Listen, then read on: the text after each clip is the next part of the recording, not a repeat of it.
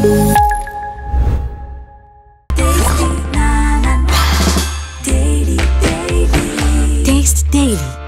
the Daily.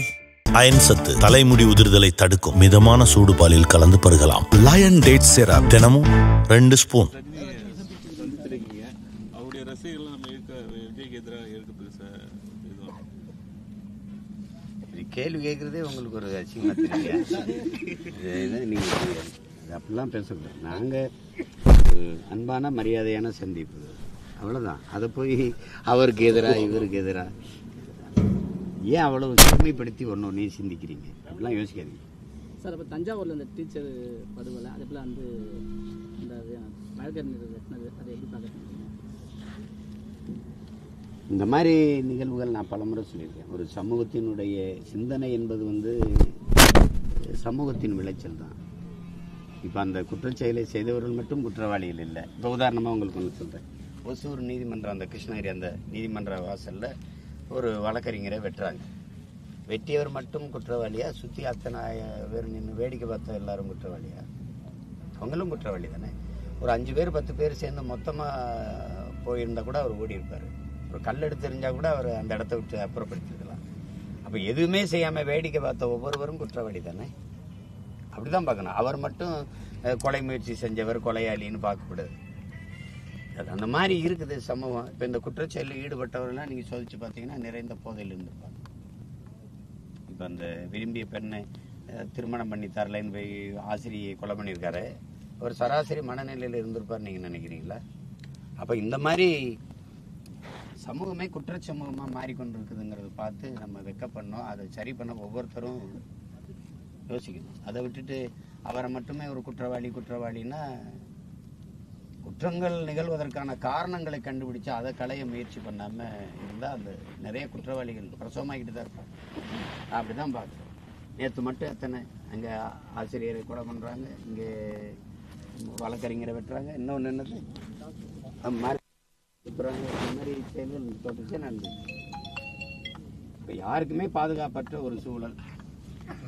ஆனாலும் நீங்கள் கேட்குறீங்க ஒரு முறை சட்டம் ஒழுங்கு எப்படி இருக்குது அப்படின்ட்டு. சட்டம் ஒழுங்கு எப்படி இருக்குன்னு ஒவ்வொரு நாளும் அது இந்த நிகழ்வுகளை எடுத்துக்காட்டு. ரஜினி சாரோட சந்திப்பு எதனால் அடிப்படையில் சார்? நான் ஏன் சந்தித்தேன், எத்தனை நேரம், எவ்வளோ நேரம் சந்திச்செல்லாம் நீங்கள் போட்டீங்க. நீங்களா ஒன்று போடுறீங்க. வேறு என்ன சொல்கிறது சார்? அதானி சந்திச்சா 2 பேரும் என்ன பேசுவோம்? திரைப்படம் குறித்து பேசுவோம், அரசியல் குறித்து பேசுவோம். பேசியிருப்போம்ல, அதுதான் செய்தி. அப்புறம் அதை எல்லாம் என்ன பேசணும்னு எல்லாத்தையும் சொன்னால் நீங்கள் நாங்கள் உங்கள் 2 பேரும் நாங்கள் 2 பேரும் உங்களுக்கு முன்னாடியே பேசிட்டு இருந்துருக்கலாமே. தனியாக சொல்லுங்க. வேற அதானி அமெரிக்கா குற்றச்சாட்டு பிடிவாரம் வச்சிருக்காரு. அதானியோட கூட்டு வச்சுட்டு இவங்களுக்கு ஒரு அழைப்பானை அனுப்புனா நல்லா இருக்கும். இவங்க தானே பேசுகிறாங்க. இவங்க எந்த அதானி எதிர்கட்சியாக இருக்கும்போது அதானியை பேசுனதை நீங்கள் பார்த்தீங்க. அதானியோட இவங்க எல்லாருக்கும் தொடர்பு இருக்குது. அவரோட சேர்ந்து எத்தனை இப்போ இந்த சூரிய ஒளிகள் மின்பூங்கா அமைக்கிறதெல்லாம் அவர் இதில் இவங்க 2 பேரும் சேர்ந்து தான் பண்ணுறாங்க. இல்லைன்னு மறுக்க முடியுமா? என்ன எப்படிப்பட்ட ஆட்சி? 22, 23 அந்த ஓராண்டில் மட்டும் இந்த 1900 கோடி பெருமானம் உள்ள ஒரு அரிசி வந்து கீழே சிந்த விடுது அப்படின்னா ஏழை எளிய மக்களுக்கு எப்படி விநியோகம் பண்ணுது, அவங்களுடைய நலனை எப்படி சிந்திக்குது அரசு, எப்படி செயல்படுதுன்னு பாருங்க. உண்மையிலே சிந்திச்சா மனச்சான்று இருக்கிற யாராவது இதை நம்புறீங்களா? என்ன சொல்லுங்க? சாக்கு அரிசி சுமந்து வந்த சாக்கு அவ்வளோ ஓட்டையாவா இருக்கு? இல்லை ஆட்சி ஓட்டையா இருக்கு? அரிசி ஓட்டையா இருக்கா? ஆட்டை அள்ளி விற்று தின்னாச்சு. அது எதுக்கு ரேஷன் கடை வரைக்கும் கொண்டு போய் விற்கிறீங்க? இங்கேயே விற்றுட்டு போயிட வேண்டியதானே. எப்படிப்பட்ட முறைன்னு பாருங்க. எதிர்கட்சியாக இருக்கும்போது அதானியை குறை சொன்னாங்க. சரி, அதானி தமிழ்நாட்டுக்கு வந்தார்ல, உங்களெல்லாம் கேட்குறேன், யாரை சந்திச்சாருன்னு சொல்லுங்க.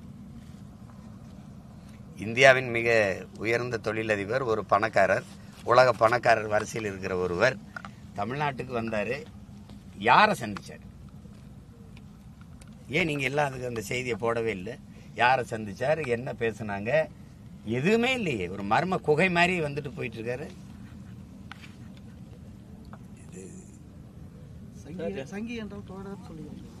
சங்கின்னா நண்பன்னு இருக்குது. இப்போ நானும் ஐயா ரஜினிகாந்த் சந்திச்சது நாங்கள் 2 பேரும் சங்கினா அந்த ஐயா ரஜினிகாந்த் அடிக்கடி எல்லா நிகழ்ச்சியிலையும் கூப்பிட்டு பக்கத்தில் உட்கார வச்சிருக்கீங்கள. நீங்க எப்படி சங்கியா சொங்கியா? நீங்க இல்லை லுங்கியா அங்கியா? இதெல்லாம் ஒரு கேள்வி யார்கிட்ட கேட்கறதுன்னு இருக்குல்ல. என்கிட்ட கேட்டான்னு அப்படி ஒரு கேள்வி கேட்பேன்ல. நான் அவரை சந்திச்சது நாங்கள் 2 பேரும் சங்கி ஆயிட்டோம்னா ஒவ்வொரு நிகழ்ச்சியிலையும் அவரை கூப்பிட்டு பக்கத்தில் உட்கார வைக்கிறீங்களே. நீங்க இப்போ சங்கியா இல்லை ஜிங்கியா? அதுக்கு பேர் என்ன? இதெல்லாம் என்ன இது ஏதோ கேள்வி கேட்டு மடக்குறீங்களா அதெல்லாம்? ஏங்க சார் இப்போ அது சார் இப்போ வடகிழக்கு பருவமழை நல்ல ஓரளவுக்கு பரவாயில்ல பெய்ஞ்சிட்டு வந்து விவசாயிகள் வந்து நெல் விதைப்பு பணியில் ஈடுபட்டிருக்காங்க. ஜீவன் சம்பான்னு சொல்லிட்டு ஒரு நெல் ரகம், நம்ம பாரம்பரிய நெல் ரகம் தான். அதனுடைய நெல் வந்து முளைப்பு தன்மை இல்லை. ஆனால் நம்ம மானியத்தில் நம்ம தோட்டக்கலை வேளாண்மை துறை சார்பாக விவசாயிகளுக்கு விநியோகம் பண்ணாங்க. அது வந்து முளைப்பு தன்மை இல்லை. விவசாயிங்க போயிட்டு அதை முறையிடுறாங்க. நாங்கள் இனிமேட்டு அதை கவர்மெண்ட்டுக்கு அதை ஸ்டேட்டுக்கு எடுத்துகிட்டு போயிட்டு நாங்கள் திரும்ப சொல்கிறோம். அதனால விவசாயிகளுக்கு பெரிய பாதிப்பு தான். அந்த நாற்றங்கால் பண்ணை அமைச்சு அதனால எங்களுக்கு என்ன பாதிப்பு? விவசாயிக்கு பாதிப்பு. அதனால எங்களுக்கு என்ன பாதிப்பு? ஆட்சியில் இருக்க எங்களுக்கு என்ன பாதிப்பு? எங்களுக்கு நீங்க மண்ணல்ல முடியல, மழை பெஞ்சு வெள்ளமா போச்சுன்னா பாதிப்பு.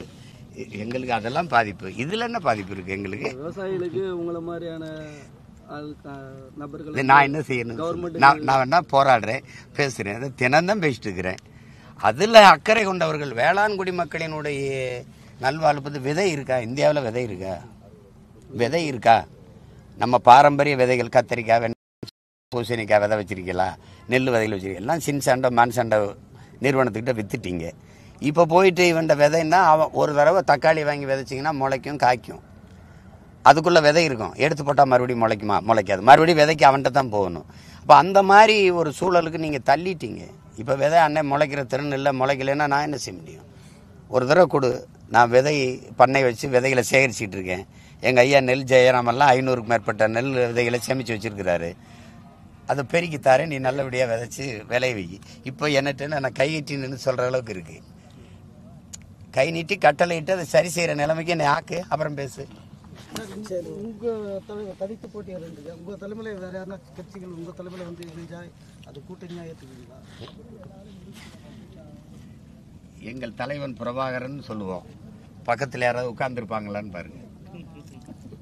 சரியா? எங்கள் தலைவர் பிரபாகரன் சொன்னது போலன்னு சொல்லுவோம். உட்கார்ந்துருப்பாங்களான்னு பாருங்க.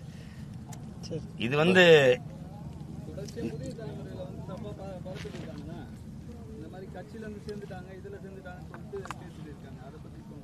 நாங்கள் தான் அனுப்பி வைக்கிறோம்.